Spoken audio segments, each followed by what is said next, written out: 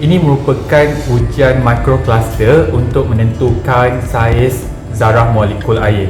So jadi kita ambil satu uncang teh, kita masukkan ke dalam gelas.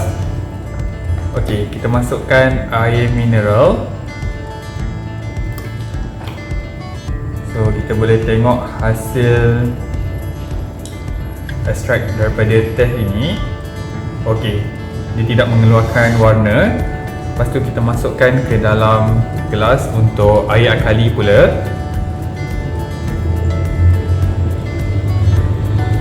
Okey, so kita boleh tengok, so ia mengeluarkan warna.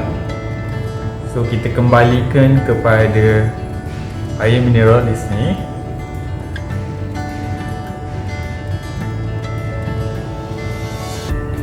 Okay. So jadi kita tengok masih juga tidak mengeluarkan warna. Kita kembali kepada gelas untuk alkaline water. So jadi kita letakkan air akali. So kita boleh lihat sini perubahan untuk air teh kita sudah mengeluarkan warna, dan kita ambil sedikit ekstrak tea, masukkan di sini, dan kita ambil juga di sini ekstrak daripada tea.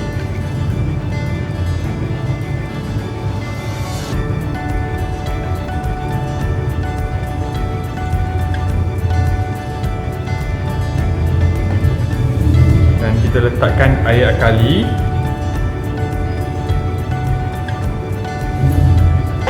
Dan selepas itu kita air mineral di sini.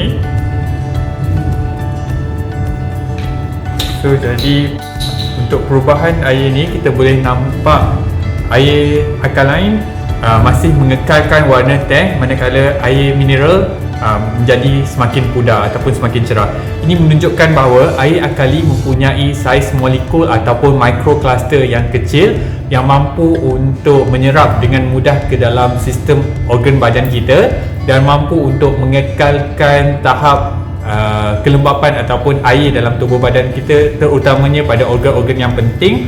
Dan ini penting juga untuk proses detoksifikasi ataupun detoxification.